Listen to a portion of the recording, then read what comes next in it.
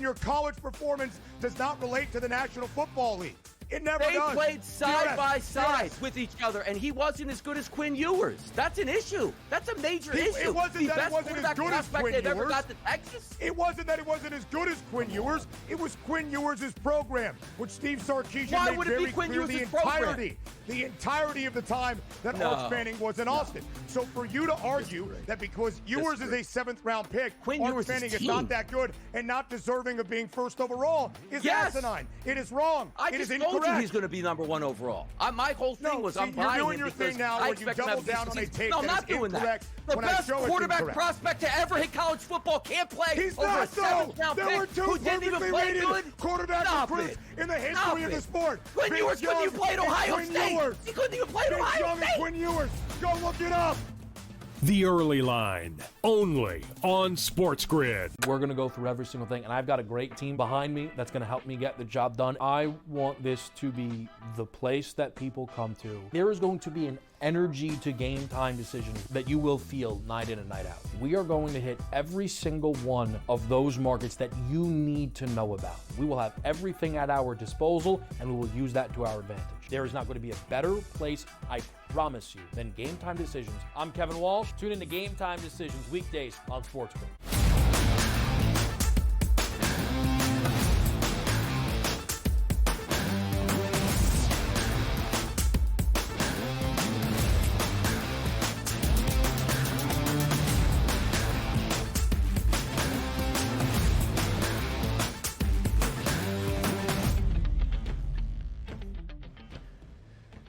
Welcome to hour number 2 on this Friday live right here on the Early Line on SportsGrid. He is Donnie. I am Ben. Still 2 more hours to go on this jam-packed Friday edition of TEL up until 11 a.m. Eastern time. I am told 2 more hours, DRS. I do apologize, but we've got a lot to break down. It is a huge weekend in sports ahead. We've got a Game 7 already on the docket Sunday in Oklahoma City in the NBA playoffs, and a Game 6 tonight inside Madison Square Garden between the New York Knicks and the reigning NBA champion Boston Celtics. The WNBA season begins on this Friday with a triple header and the WNBA debut of number 1 overall pick in Dallas, that being Paige Beckers. What a run for Dallas basketball. Paige Beckers, Cooper Flagg next month. Good times, I guess, after what was a very tumultuous few months of Dallas basketball. We've also got a huge triple header tomorrow around the W. Our coach, J.Y. James Young.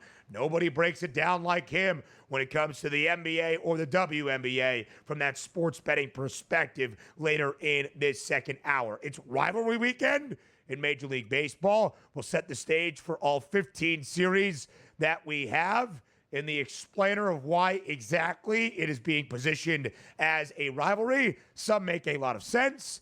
Others was a little bit of a stretch, but maybe poetic, and how these things were done. PGA Championship Round 2 underway. Preakness Stakes as well, DRS, tomorrow in Baltimore at Pimlico. Yeah, big weekend, of course, here. And you talked about the generational run that Dallas is on. Well, enjoy it because it ends first week of September when you get hammered by the Philadelphia Eagles, the world champion Philadelphia Eagles at that point. But we do have so many things to watch this weekend and have fun with. So let's get it popping here. Hour number 2 is right here. It's time to get busy. Also, bad job for getting the Stanley Cup playoffs there. Basically nailed everything in the notable weekend sporting events graphic, except the NHL playoffs. Big games last night. The Carolina Hurricanes handle business, DRS, as expected. Minus 170 road ice favorite. They look the part of a Stanley Cup contender. They take down the Caps in D.C., winning that series in only 5 games, 4-1. The Canes now await the winner of tonight's game between the Toronto Maple Leafs and the reigning Stanley Cup champs, the Florida Panthers. Have you checked the money line for tonight in Sunrise? The Panthers? No. Minus 240 to beat the Leafs, who opened up a 2-0 series lead, winning both games with home ice advantage up in the 6th, and now have dropped 3 in a row, including Game 5 in Toronto earlier this week, getting lambasted 6-1. Pressure on Toronto. You always love to see that, too. A fan base that's just aching just for some positivity, which they were getting, and then dousing that flame quickly here with a fire extinguisher is what's happening to that Toronto fan base. Tough on them, but, not really. There's so many things going on, like hockey's rep. But trust me, hockey, I'll be back. With Mitch Koff and Rick Tocchet, got the boys going in a couple years. We'll talk hockey, but hockey should start at noon every day. Hockey, they should start at noon. Like there's too much to keep up on. WIP? Just everything tied to Philadelphia? That's what drives the needle in the show. Like, hockey would be introduced back into the show if Philadelphia was good. Like, that's what NHL should pay attention at. You want the early line to rock and roll in hockey. Make the Flyers good again, man. You already shafted them in the draft. Come on. They obviously don't want them to be good. Yeah, they don't. But they want the Sixers to be good with the 3rd overall pick in the NBA draft lottery. So a minus 240 home money line price in Sunrise for the reigning Stanley Cup champs to get back to their 3rd consecutive Eastern Conference Finals, where they would take on the Carolina Hurricanes. Hockey in the South, man, on the rise once again. Game 6 tomorrow, also in a southern state in Dallas. The Stars blanked yesterday up in Winnipeg by Connor Hellebuck and the Jets, at least holding off the President's Trophy curse for one more night. But in Game 6, back in Big D, the Stars a minus 154 home money line favorite. 8 p.m. puck drop tomorrow, DRS in Dallas. Yeah, exciting. We done talking hockey yet? Come on. Look at the ratings right now. They're dropping like a rock right now with us talking hockey and games going on this weekend and how many good sporting events that we actually have. Come on. All right. Well, MLB rivalry weekend, we will go through in full with an early thought on how the series is going to play out this weekend. And basically, overall, just why the rivalry series is, in fact, a rivalry. We'll talk about all 15 games we have on this full slate Friday around Major League Baseball in just a little bit. WNBA season tips off tonight. A full preview with our coach, JY James Young. A little bit later on, our 3 games, DRS, on this Friday. Again, Paige Beckers in her WNBA debut. The Wings taking on last year's WNBA title runner-ups, the Minnesota Lynx, who lost to the Liberty in 5 games in OT. Do not forget, the WNBA Finals this year, no longer just a best of 5, but would be a best of 7. And also do not forget, not just 40 regular season games in the W this year, add on 4 more, a 44-game regular season. More should be less. How about that? Make it a 1-game WNBA Finals. It'd be more exciting at that point so we can actually get down to business. So we got hockey out of the way. We got the WNBA. One of the good sporting events we're going to start talking about here in hour number 2. That's what I'm looking forward to. Come on. Atlanta Dream adding Brittany Griner. They should be a bigger force this year. The Golden State Valkyries in their career franchise debut tonight at home in San Francisco against the LA Sparks. And a great slate tomorrow. Aces, Liberty in Brooklyn, followed by the Fever and the Sky in Indianapolis. That a budding rivalry, of course. Caitlin Clark and her Fever, along with many others, against Angel Reese and Chicago. The Mercury, who now have added Alyssa Thomas, and the Seattle Storm, the nightcap on a Saturday. PGA Championship, Preakness, where would you rather go? Either one.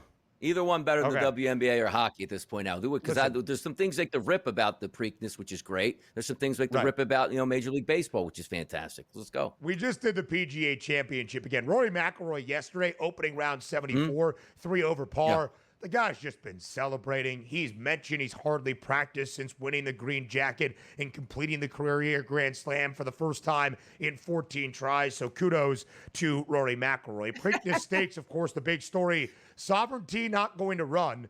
The winner of the Kentucky Derby. So no Triple Crown this year. Our last Triple Crown was Justify back in 2018. We'll have a preview of the Preakness in our 3rd and final hour with an actual horse handicapper. But DRS, any thoughts? I actually like the field being much shorter, if that makes sense, where it's not like, hey, you have 19 or 20 horses here. Boy, that's really hard to pick a winner, even if you're picking the favorite. So a much cleaner field and probably better opinions on this with chances to win is nice. It just is not great that the Triple Crown, that usually the Preakness is always center stage because you're getting the Kentucky Derby champion right away back-to-back with the anticipation of a possible Triple Crown, at least winning the Preakness and getting to the Belmont. We got robbed of that right away, but it's still a big race. The pomp, pageant and circumstance will be there. We just don't have the championship racehorse. That's all. 20 thoroughbreds in the Kentucky Derby, only 9 here in the Preakness, which is the shortest in terms of distance. Furlongs, I think it is called, in terms of the Triple Crown races. Journalism, who finished runner-up at the Derby to Sovereignty, who was the pre-race favorite, is the pre-race favorite on this Friday for the Preakness as well. 8-5 number. DRS, something we talked about to end out 7-7.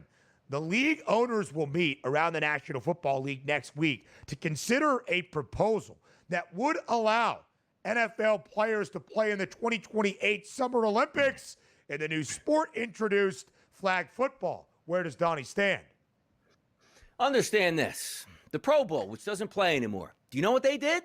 Hey, guys, let's have a flag football game that not a single person cares about or watches. So now we're going to watch NFL talent in 3 years play against countries that don't even know what a football looks like. Sounds tremendous, NFL. What a great way to introduce the sport to the international audience.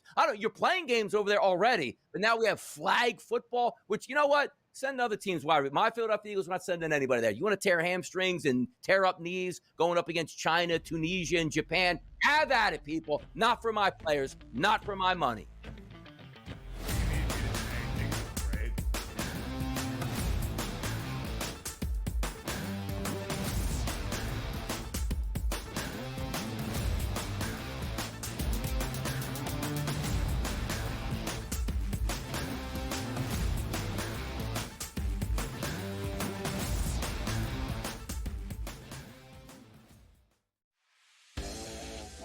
Jason Tatum underwent surgery to repair a torn right Achilles tendon. That is obviously a season-ending injury, and you know that's long rehab. You're talking that's a year. That's a year. I don't wish that on anybody. I don't. I hate that Achilles, knees and ankles. I don't like talking about them. I've said it a million times. But screw the Celtics. Pharrell Coast to Coast, only on SportsGrid. Your college performance does not relate to the National Football League.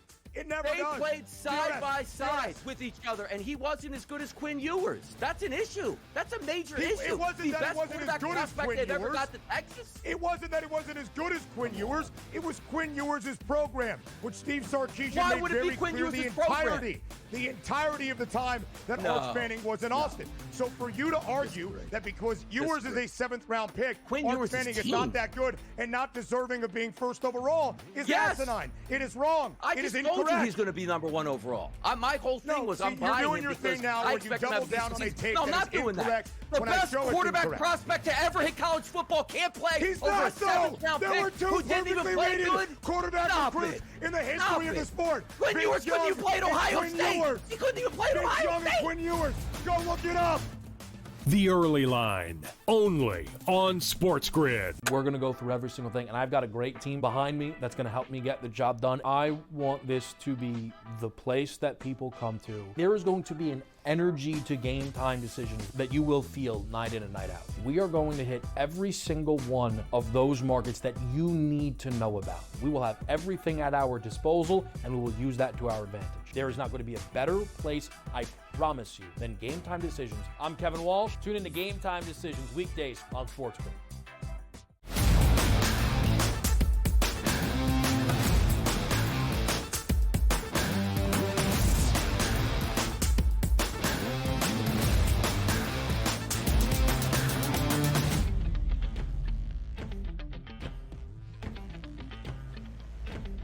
It is rivalry weekend in Major League Baseball. We'll explain all 15 sets that we have this weekend, why exactly it is a rivalry. Our producer extraordinaire, Joe Frizo, has had a lot of fun with these. He has given us the explanation for everything. Some fun, some just make a ton of common sense. And of course, in hour 3, we'll preview a few of the games that we have on this full slate Friday.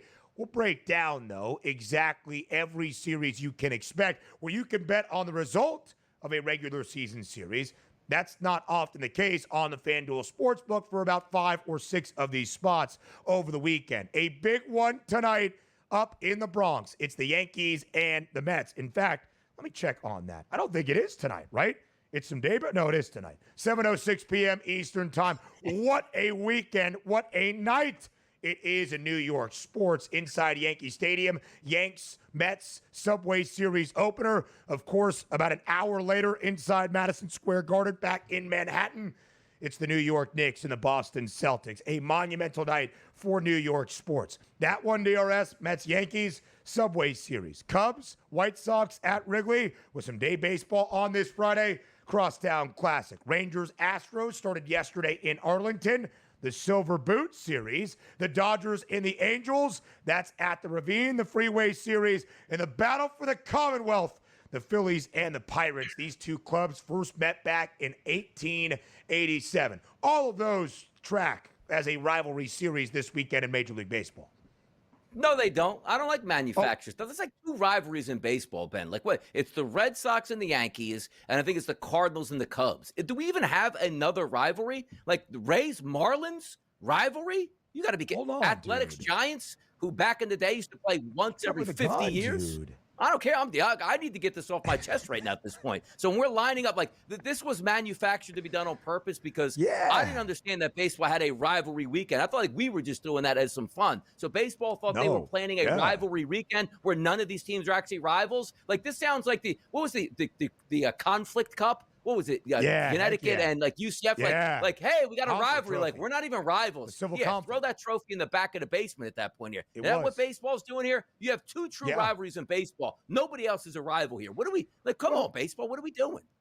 Well, DRS, that's the thing with where divisions have stood. Now 13 games against all four of your divisional opponents for a very long time in MLB, 19 games. So, of course, with the familiarity and the frequency, you build up those rivalries. But these are non-divisional rivalries for the most part with at least some sort of tie. Major League Baseball has been trying to build rivalry weekend a couple of times in the last few years, if I'm not mistaken, right? Like this has been a thing. You know what the thing should be? Interleague baseball. Get rid of it here. You want a rivalry here? Have them never play the American League so you hate the other league once again. Have the Phillies and the Mets play 47 times in the summer. I guarantee you there'll be 16 brawls and a lot of beanballs going on there at that point. That's how you get a rivalry. You know you don't have a rivalry, Ben? Hey, Mets-Phillies play like 4 times a summer out of 162 games because we're going to play the Kansas City Royals more. How about that, baseball? Shut it down. No more interleague play. We don't need it anymore. We don't need it. Just have the true teams play each other on a I want extra series with Mets and the Phillies, not extra series with the Angels. Stop it. This guy, the host of Pro Baseball Today, just unloading off his chest right now. So I can only imagine when we go to our next 5 rivalry sets that we have this weekend, how DRS is going to feel. The Show Me State Showdown.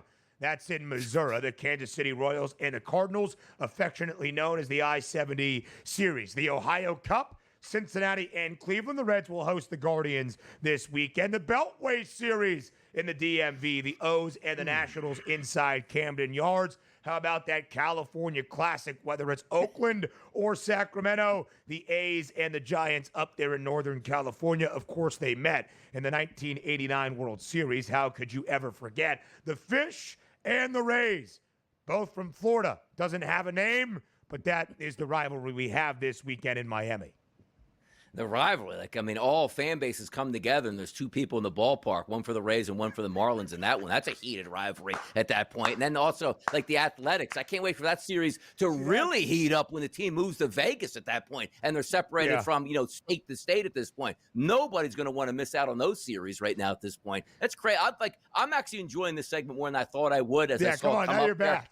There is no rivalries here. We're trying to make them up, and I'm trying to buy in and tear them down at the same time. Why are these 2 rivals both from Florida? That's tremendous. Yeah, okay, so just you wait because Joe Frizo saved the best for last. The Mariners and the Padres will face off this weekend at Petco in San Diego. This is the explanation officially for Major League Baseball. This season marks the first ever official year of the Vedder Cup, an ode to Pearl Jam's Eddie Vedder. Vedder. Eddie Vedder, once a resident of both Seattle and San Diego. The winner of the season series will earn a trophy featuring a guitar provided by Vedder himself. Fans will also have the opportunity to buy the Vedder Cup merchandise during the series, with the Padres hosting a Vedder Cup Series theme game on Saturday. The Vetter Cup, the first ever. The inaugural Vetter Cup starts this weekend in San Diego. The Padres and the Mariners, because Pearl Jam's frontman once lived in both San Diego and Seattle.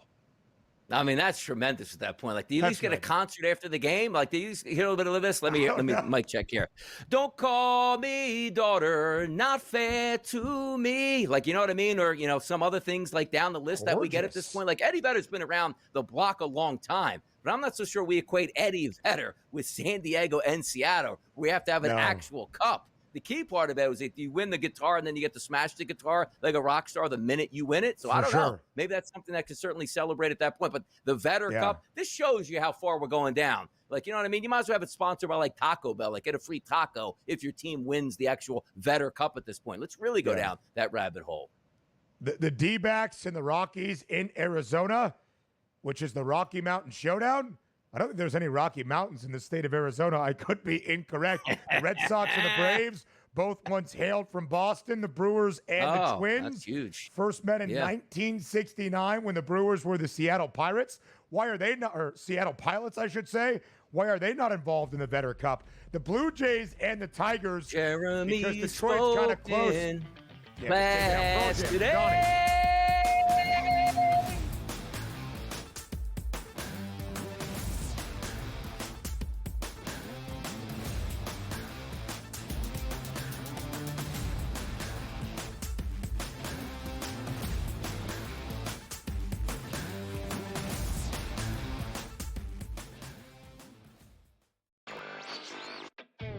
Still underdogs at home, on the road, and all of these games. It's time for people to start understanding it's a legitimate team that has a chance not only to win the series against Cleveland, but also maybe even go all the way to the NBA Finals. I think a lot of the focus has been on why the Cavs have not played particularly well. A lot of that is due to injury, of course, but I think that's taking too much credit away from what the Pacers have done. Newswire. Only on SportsGrid. Malaysia Fawali, who you guys know I am a huge fan, has decided to switch allegiances and stay in league. And now she's going to go play for Kim Mulkey. Her, Flau'jae Johnson in the backcourt. It's going to be interesting to watch. You wonder sometimes with roster construction, maybe too much is not too good. Betting above the rim. Only on SportsGrid. Jason Tatum underwent surgery to repair a torn right Achilles tendon. That is obviously a season-ending injury, and that's long rehab. You're talking That's a year. That's a year. I don't wish that on anybody. I don't. I hate that Achilles, knees and ankles. I don't like talking about them. I've said it a million times, but screw the Celtics. Pharrell Coast to Coast. Only on SportsGrid. Two guys that can do it all. Too much electricity this morning. This is a good time. We're having a lot of fun. I had to do a triple take. Ka-ching! Why? Because of parity. I didn't mean to offend. Yeah, it's not going to happen. Load management is a dirty word. Let him rip. You know what? Circumstances provide the results. What? How do you do this one? Oh, Donnie, you've got such a good show there. A network that is booming. The Early Line. Only on SportsGrid.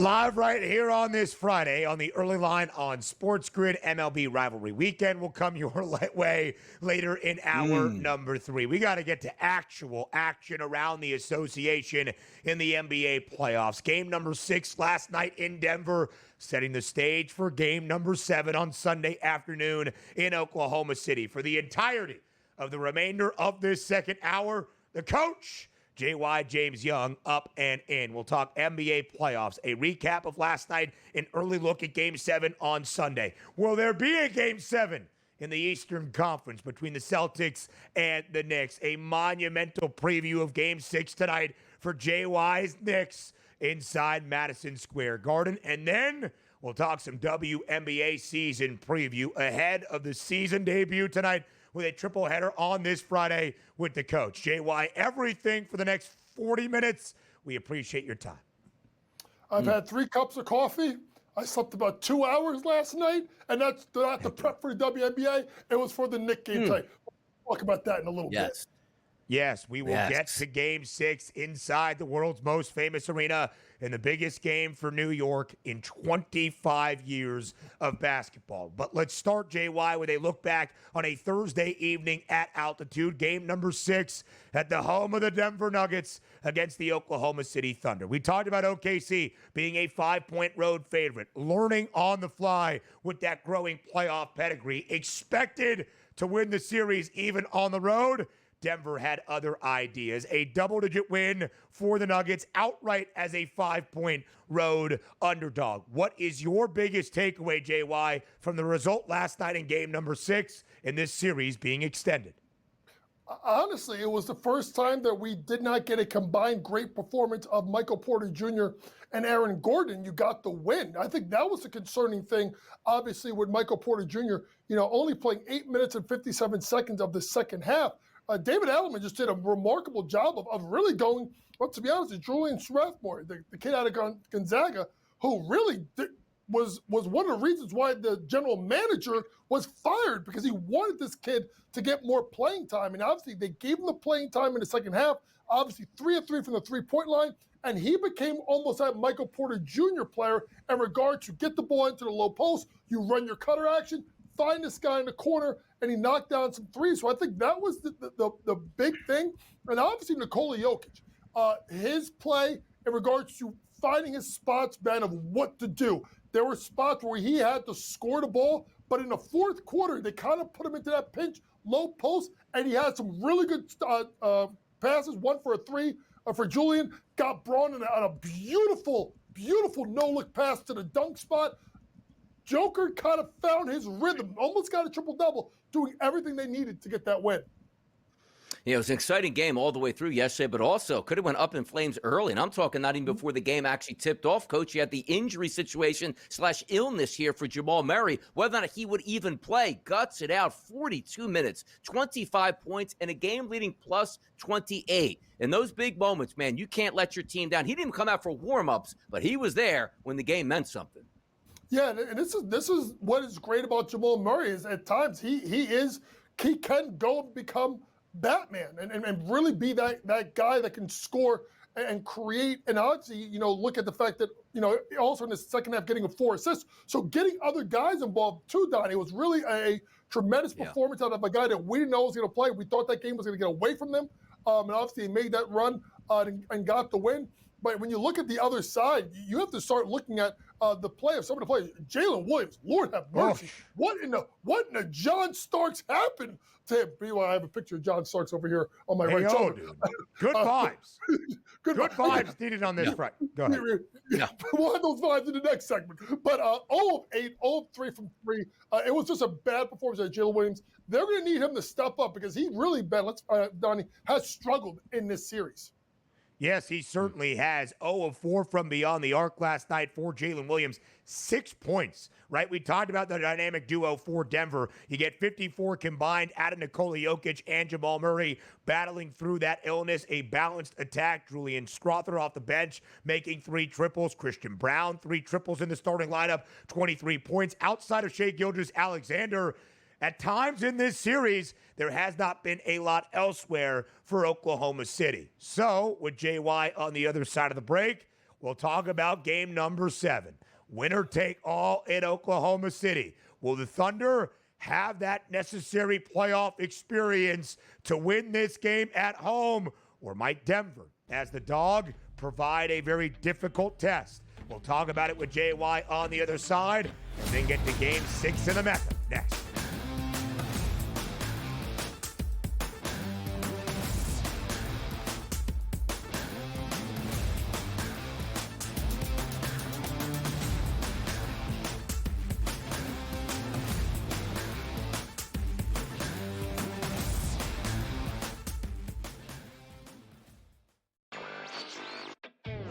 Still underdogs at home, on the road, and all of these games, it's time for people to start understanding it's a legitimate team that has a chance not only to win the series against Cleveland, but also maybe even go all the way to the NBA Finals. I think a lot of the focus has been on why the Cavs have not played particularly well.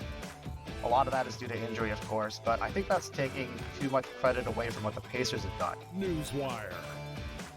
Only on SportsGrid. Malaysia Fawali, who you guys know I am a huge fan, has decided to switch allegiances and stay in league. And now she's going to go play for Kim Mulkey. Her, Flau'jae Johnson in the backcourt. It's going to be interesting to watch. You wonder sometimes with roster construction, maybe too much is not too good. Betting above the rim. Only on SportsGrid. Jason Tatum underwent surgery to repair a torn right Achilles tendon. That is obviously a season-ending injury, and you know that's long rehab. You're talking That's a year.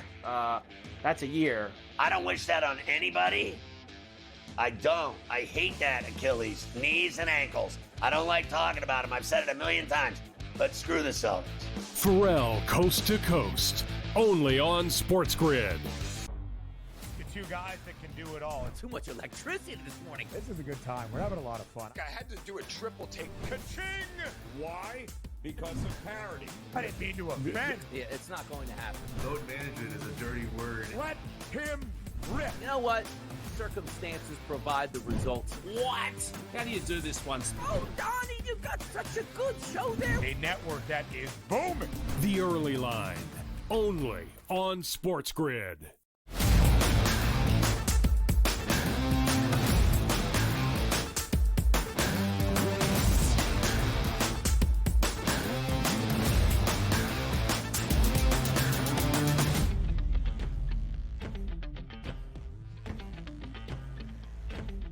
Live right here on this Friday on the Early Line, we preview all of the action around the association with the coach, J.Y. James Young. Denver wins by 12 outright last night on its home floor to force a Game 7 on Sunday afternoon in Oklahoma City. J.Y., the Thunder, who have been booked as a favorite in all 6 games of this series, of course, 3-3 now straight up and just 1-5 against the spread. The Thunder in the previous 3 games in OKC, a double-digit favorite. What are the numbers for Game 7 early?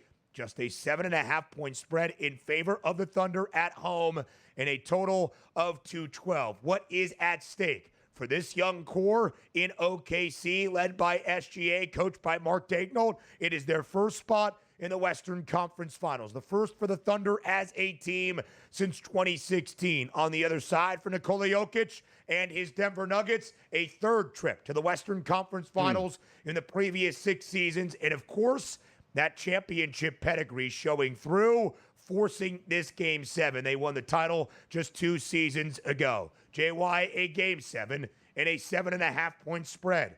What are your early thoughts for Game number 7 Sunday in Oklahoma City? Honestly, the best thing I think I like is the under 212. I think you look at a team like Denver, they have gotten this game, guys, in this series to be played at their pace, walking up the floor, half-court basketball, and lean on Nikola Jokic to kind of get them through. I do like the under, and I just think it's too many points.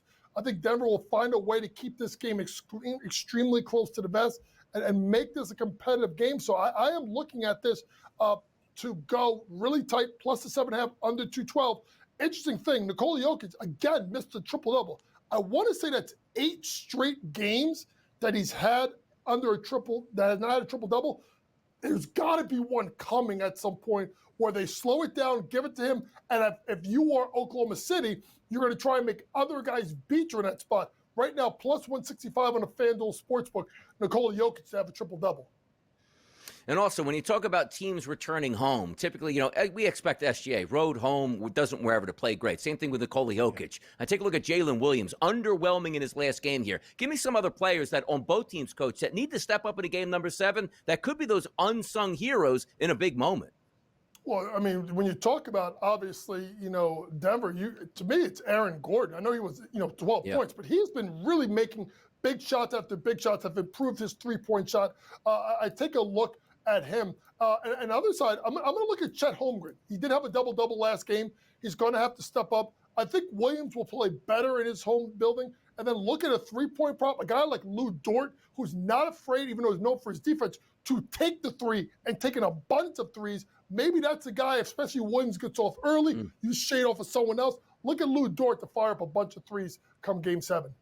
Some pretty good bench minutes as well for OKC out of Alex Caruso in this series, who is the veteran statesman, it appears, for the Thunder, and Cason Wallace, the backup point guard, off the bench as well. All right, that's Game 7 on Sunday. How about a Game 6 inside the world's most famous arena? And how about those Friday night Knicks? Maybe the biggest Friday night inside Madison Square Garden in the last 25 years. Maybe the biggest game inside Madison Square Garden in the last 2.5 decades. New York, a 2.5-point home favorite against the reigning NBA champs and their bitter foes, the Boston Celtics. With an outright win tonight, the Knicks advance to the Eastern Conference Finals for the first time since the year 2000. 25 years ago. Total slightly on the rise, JY, at 2-11. As you look at this game, in all of the pressure mounting on New York, because the reigning champs do not have their best player in Jason Tatum and just routed the Knicks by 25 in Boston a few nights ago. What is the key to game number 6 inside the Garden tonight? Honestly, I'm looking at the man in the middle, Karl Anthony Towns, a guy that couldn't post up Drew Holiday for some crazy reason in game number 5. He's got to be better, and he's got to be dynamite. I expect him to go over his 34.5 points, rebounds, and assists. Boston is going to try it again and live by the 3. That's how they kind of kept that game close at half, almost trading 2s for 3s at some points during the game. I think they struggle a little bit from 3, and then Derek White, after the fantastic performance, can he repeat it again? Listen, this is the biggest home game for the New York Knicks in 25 years. In fact, 26 years ago to the day, Allen Houston hit that game-winning shot versus the Miami Heat, a heated rival. Who did they play in the 1999 Eastern Conference Finals? The Indiana Pacers. Who beat them in the 2000 Eastern Conference Finals? The Indiana Pacers. The stars are lining up. Go New York, go New York, go. Knicks on the money line get the win tonight. The city dancers are going to be rumbling. I mean, Coach, all the way up to Spanish Harlem, to Brooklyn, to Phi-Dye. I mean, it's going to be like Queens, the home of Kevin Walsh, absolutely on fire tonight if the Knicks do win. But understand this for me. I look at the FanDuel Sportsbook right now, and I see Jalen Brunson at 30.5 points, Coach. Give me the outlook for, is this a Brunson game where he's shooting 28+ times from the floor saying, I'm going to be the closer, I'll win this thing? How do you look at his points prop tonight and try to play that? It's interesting because I think that would be advantageous, honestly, to Boston if you get a Jalen Brunson trying to get you 35. I think you have to get other guys involved, particularly Karl Anthony Towns, early and often, because you look at the fact of, Porzingis, we don't know how much he's going to play. He doesn't look good. Can Luke Cornett, who looked like Bill Russell in Game 5, can he repeat the process? You got to look at other guys to try and get you going early. If you're Boston, you're like, go ahead, Jalen Brunson, go shoot the ball 28, 29 times. Just like the Knicks are probably going to say, Jaylen Brown, go shoot it 28, 29 times. And just because you get the shots doesn't mean it's good. It kind of leads to more stagnant basketball. I think the interesting way of looking at this game tonight, honestly, is I would be looking at Jalen Brunson over his assists at 6.5. I think he's got to get other guys involved, and you got to look at, obviously, OG Anunoby being absolutely awful. I think 1 of 11 in Game 5. You got to look at Brunson and his assist mark. Get other guys the ball. Brunson 30+ in 5 of the 6 in the opening round against the Pistons. Only 30+ once here over that number of 30.5 in a masterful Game 4 performance, of course, inside Madison Square Garden. 14 of 25, 39 points for New York's leader. He has taken at least 17 field goal tries in all 5 games so far against the Celtics. Just a humorous image that came to my mind as Donnie likes to go to the Knicks City Dancers.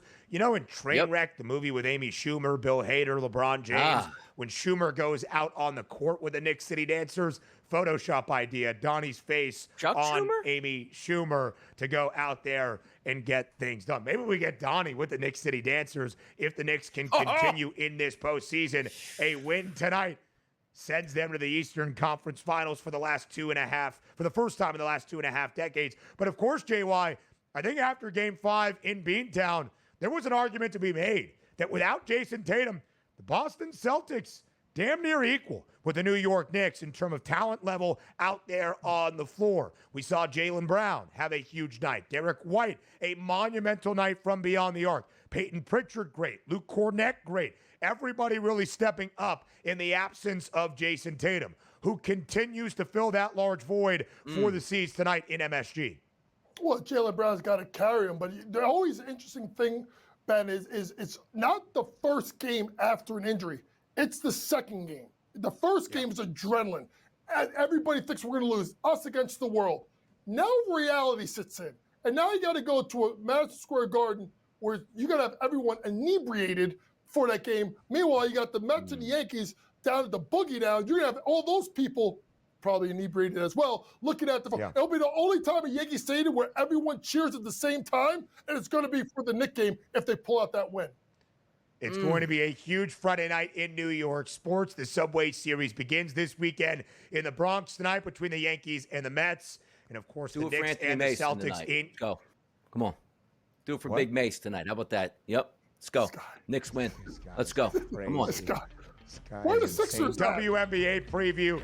Which he's going to host the next segment.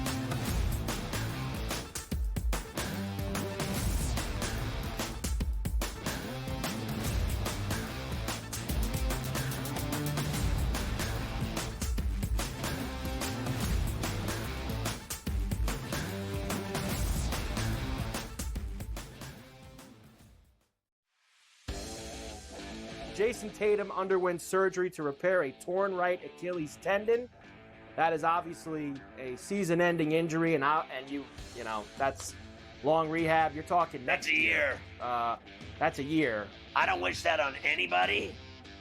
I don't. I hate that Achilles, knees and ankles. I don't like talking about them. I've said it a million times. But screw the Celtics. Pharrell Coast to Coast, only on SportsGrid. Your college performance does not relate to the National Football League. It never does. They played side by side with each other, and he wasn't as good as Quinn Ewers. That's an issue. That's a major issue. It wasn't that he wasn't as good as Quinn Ewers. Ever got to Texas? It wasn't that he wasn't as good as Quinn Ewers. It was Quinn Ewers' program, which Steve Sarkisian made very clear the entirety of the time that Arch Manning was in Austin. So for you to argue that because Ewers is a 7th-round pick, Arch Manning is not that good and not deserving of being first overall is asinine. It is wrong. It is incorrect. He's going to be number 1 overall. My whole thing was I'm buying you're doing your thing now where you double down on a tape no, I'm not doing that. The best quarterback prospect to ever hit college football can't play. He's over not, though. There were 2 perfectly rated quarterback recruits in the history of the sport. Quinn Ewers couldn't even play at Ohio State. He couldn't even play at Ohio State. Quinn Ewers. Go look it up.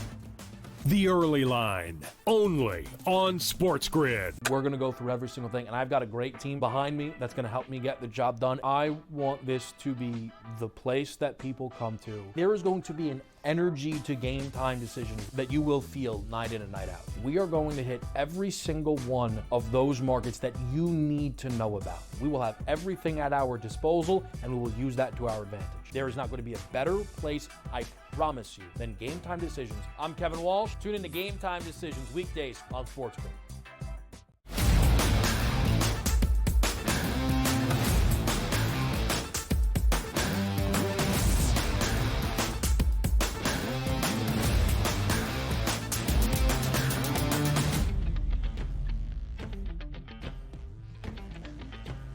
A huge Friday night in basketball, Game 6 inside Madison Square Garden between the Knicks and the Celtics. The postseason in the NBA, the beginning of a new season in the WNBA on this Friday. A triple header of action tonight a triple header of great basketball tomorrow on a Saturday that features two more key matchups to begin this W campaign and a full preview of everything with our coach, JY James Young, and his very own Pick 6 on this Friday on the early line, previewing the WNBA campaign. JY, let's dive right in, and let's start at the very top. Who do you expect to win a WNBA championship in 2025? You know, after taking 25 years to win their first one, I'm looking at the New York Liberty to repeat as WNBA champions, a team that returns possibly 3 of the top 10 players in the world, and Sabrina Ionescu, Breanna Stewart, and of course, Jonquel Jones. But it's deeper than that. It's the player Marie Johannes coming back from France from this year. It's the emergence of Naira Sabally, who had a huge Game 5. And I look at Natasha Cloud as a sneaky pickup to come over as a free agent. Now, they're going to miss Bonani Laney Hamilton, but I'm taking the favorites of New York Liberty at plus 220 to win the WNBA championship. Exceeding expectations here, Coach, in 2025. Give me a WNBA team that should go over their win total this year. For me, it's a new era, but it's going to be a good era, and that's the Phoenix Mercury. You know, obviously you look at the fact that Diana Taurasi retires. Obviously, Brittany Griner, it's going to be in Atlanta. But you look at that three-headed monster, obviously Asatu Sabally, Kalia Copper, and then a Swiss Army knife, Alyssa Thomas. Alyssa Thomas will play with more dynamic offensive players.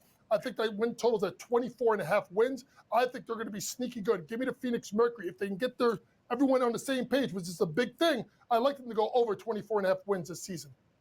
A different time now for the Connecticut Sun, who used to have some wonderful veteran star players that are now all basically in new spots, including Alyssa Thomas playing in Phoenix. Tawana Bonner now plays in Indiana with the Fever as well. Alyssa Thomas is basically good for damn near a triple-double each and every night she steps out on to the floor. Let's go to the other side of the equation, JY, a team that maybe is getting a little bit too much love in the odds marketplace that you expect to stay under their win total this year. Which WNBA team are you highlighting?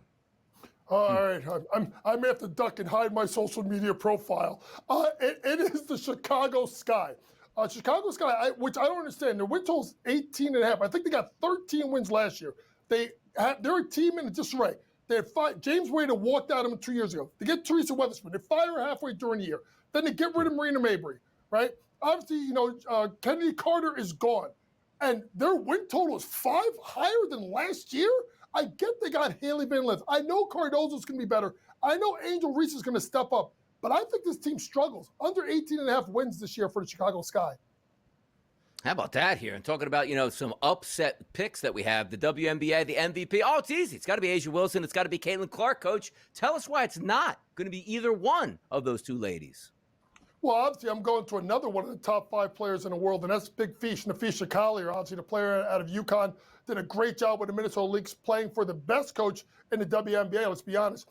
And obviously, Cheryl Reeve. I look at the way that Nafisha plays, inside out, all 5 starters back from Minnesota. A team that's going to be on a mission after losing that tight Game 5. She is one of the best players in the world. And if she was playing in New York or LA or Vegas, one of those big media markets, you'd be talking about her being the best player in the world. Big Fish, Nafisha Collier, MVP this season. You can see Nafisha Collier in the first game of this WNBA campaign tonight, a 5.5-point spread in favor of her Lynx on the road in Dallas to take on who? That would be Paige Beckers in her debut with the Wings. It's one of our first games of the WNBA season on this Friday night. So, JY, it's a natural transition from that MVP bet, Nafisha Collier at a plus 300 price, to Rookie of the Year. And for a second consecutive season, that first overall pick is expected to be a generational star from the very start of her W campaign. That would be Paige Beckers, a hefty favorite at minus 370. So JY was spoiling a little bit. That is your pick. But tell us why you think Paige Beckers has success from the very start of her time in the WNBA. Well, I'm going to do a double whammy with this one. I'm going to pick Paige to be Rookie of the Year, and it's also my best bet tonight for Paige Beckers to go over 14.5 points. She averaged 12.5 points per game in only 23 minutes of action. This is I saw Paige play AAU in high school, and she was the best basketball player I have seen live in the AAU high school ranks in regard to her ability to do everything at a really high level. The good thing with her is she has Enrique Wumbawale, who is that number one scoring option. But when you look at Natasha Howard, gone. Satu Sabali, gone. Yes, Melissa Smith comes in and other veterans come in. But Paige is going to be the certified Robin to Enrique's Batman. She's going to have a monster season in the WNBA. She goes over 14.5 points tonight, and she is your runaway rookie of the year. And I will say this. If Caitlin Clark is the biggest star in the WNBA, if you just look at just the way they watch college basketball, Paige Beckers is probably the second most popular player in the WNBA, and that starts tonight. Let's take a look at this weekend's action in totality, Coach. If you said, you know what, there's a lot going on. There's the Preakness, there's the NHL, there's Major League Baseball, there's the NBA. If I needed to watch one game this weekend in the WNBA, which game should I be watching? I really, listen, if you could, I would watch the doubleheader of both games that obviously features the Aces and the Liberty, and then, of course, the second game being with Caitlin Clark, because I think people want to see Caitlin Clark. And it's going to be interesting to watch, guys, Caitlin, because when you look at Caitlin, this is a player that you got to remember that they don't get time off, right? They go right from the college season right to the WNBA. She's rested. She didn't go into Unrivaled. She's ready to roll. She's going against a fever. That's going to get ugly. And think about this. It's not just the fact you have Caitlin Clark and Aaliyah Boston. It's bringing in Duana Bonner. It's bringing in Natasha Howard. It's bringing in Sophie Cunningham. It's getting Stephanie White, one of the three best coaches in the world on the women's side, to go along with Becky Hammond and Cheryl Reeve. This team is locked and loaded, and they're going to make a serious run at a WNBA championship because of not just Caitlin Clark, but the rest of the team that surrounded her. And the retention of Kelsey Mitchell as well, one of the best scorers in the W. So we'll talk about Caitlin Clark in year number 2 in the WNBA and the updated expectation this year in Indianapolis. WNBA title odds, MVP odds with JY on the other side of the break on the debut weekend of the W in 2025.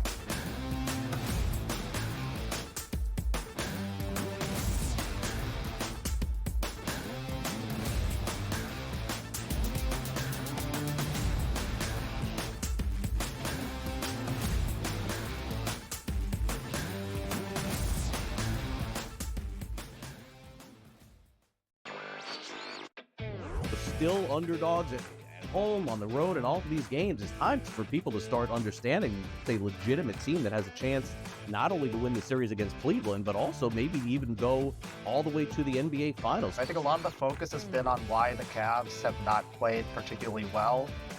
A lot of that is due to injury, of course, but I think that's taking too much credit away from what the Pacers have done. Newswire. Only on SportsGrid.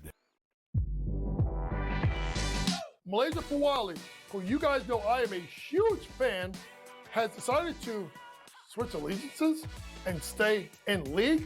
And now she's going to go play for Kim Mulkey. Her, Flau'jae Johnson in the backcourt. It's going to be interesting to watch. You wonder sometimes with roster construction, maybe too much is not too good. Betting above the rim. Only on SportsGrid. Jason Tatum underwent surgery to repair a torn right Achilles tendon. That is obviously a season-ending injury, and that's long rehab. You're talking That's a year. That's a year. I don't wish that on anybody. I don't. I hate that Achilles, knees and ankles. I don't like talking about them. I've said it a million times, but screw the Celtics. Pharrell Coast to Coast. Only on SportsGrid. The two guys that can do it all. Too much electricity this morning. This is a good time. We're having a lot of fun. I had to do a triple take. Ka-ching! Why? Because of parity. I didn't mean to offend. Yeah, it's not going to happen. Load management is a dirty word. Let him rip. You know what? Circumstances provide the results. What? How do you do this one? Oh, Donnie, you got such a good show there. A network that is booming. The Early Line. Only on SportsGrid.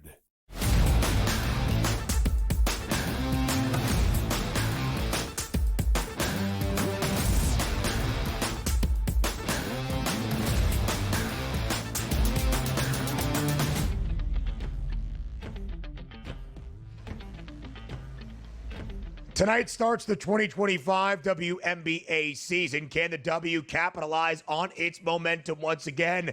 The answer to that should be a resounding yes. But of course, JY, so much attention into a record-setting 2024 season in the WNBA because of Caitlin Clark's emergence in her rookie season with Indiana. And last year, they finished an even 500 at 20-20. They got swept in the opening round of the playoffs by the Connecticut Sun, but there is no question about it. What Caitlin Clark was able to do with the Fever in the home stretch after the Olympic and All-Star break gives you all the optimism you could want in Indy for a true championship contender this year. They played 11 games in 20 days to start the season because of all the attention and eyeballs on CC and her team. They started 2-9. So they ended the year winning 18 of their final 29 games for that even 500 split. And not just the growth of Caitlin Clark and Aaliyah Boston, the two previous #1 overall picks prior to a couple of weeks ago, and Paige Beckers, but the addition of Stephanie White as the head coach, the additions of DeWanna Bonner, of Natasha Howard, as you mentioned, Sophie Cunningham, the veteran off the bench, and the retention of Kelsey Mitchell. This is a loaded Indiana team entering 2025. So, JY, in your estimation, what does success now look like for Caitlin Clark in the Fever in her second year in the WNBA? If they could find a way to get out of the first round and play a competitive, let's say, Eastern Conference Finals series versus the New York Liberty, get near 30 wins and really play a consistent ball. I think the key thing that Ben mentioned, I kind of talked about last break, is the break. That Olympic break was huge for Caitlin Clark. She got to get her legs under her. She got a little time off, and she spent a lot of time getting stronger. She's looked physically bigger than last year. So she got in the weight room. She got a little bit quicker. But I think getting the presence around her, right, with, getting, obviously, DeWanna Bonner, who is a big shot maker, big shot taker, and takes no you-know-what. Getting Natasha Howard, getting Sophie Cunningham, obviously keeping Kelsey Mitchell, getting Stephanie White. I think the interesting thing to look at for me is, as much as Caitlin Clark is going to hit logo threes, do everything, I actually think she leads the WNBA in assists, because I think she's got players around her that's going to be able to make plays, and if she leads the league in assists, guys, just imagine how much more dangerous she's going to be if she's able to get the ball up and get other people shots. We take a look at the championship odds here for this year in 2025 on the FanDuel Sportsbook. The Liberty plus 220 all the way down to the Fever at a plus 390. Those are the upper echelon teams. Then we have that shelf, Coach, 12-1 or later. If we look at the top teams, the Liberty, Aces, the Lynx, and the Fever, we know they're probably going to be there in the end. Are there some teams that we can look at this year, Coach, with a surprise who you think maybe not a lot of people are focusing on that can actually take that next step and make a deep run into the playoffs? I just keep looking at Phoenix. I look at trying to see that Alyssa Thomas, who's basically a walking triple-double, playing with two offensive firepower players, and Satu Sabali, obviously, and Kalia Copper. She's got two ladies on the wings that can really go create those shots. So that's going to open up driving lanes for Alyssa Thomas. I think they're an intriguing team. A team to watch, even on the top of the board, is I have to see how Jewel Lloyd fits in to Vegas. Okay, Kelsey Plum was a big part of that team. But now you're going small guard. So now you're going small, 3-guard lineup, right, of Chelsea Gray, Jackie Young, Jewel Lloyd. Jackie Young, pretty strong defender. Other two, not great defenders. And have they solved their depth issue in Vegas? I think Minnesota is the better team out west, and I expect Minnesota to be that team on the western side that faces the Liberty in the finals. Of course, the Aces and the Liberty met in the WNBA Finals 2 years ago. Las Vegas got the better of New York for their second consecutive WNBA championship. The Liberty returned the favor in the second round this past postseason, and then in a thrilling 5-game championship set against the Lynx, outlasted Nafisa Collier and Minnesota in overtime. No discrediting those teams, but of course a lot of eyes on the Indiana Fever. Frankly, I think it says a great thing about where the W stands right now. There's not a minus money favorite. There's not a team to win the championship that is leaps and bounds in front of everybody else. You see those 4 teams right there, all separated by just over $1.50. the Liberty, the favorites, the Aces, the Lynx, and the Fever in that fold as well. JY, as always, we appreciate the time on this Friday. Enjoy Game 6 tonight for your New York Knicks. May it be a celebratory evening in the Young household. They fade away to the break in hour number 3 on the other side.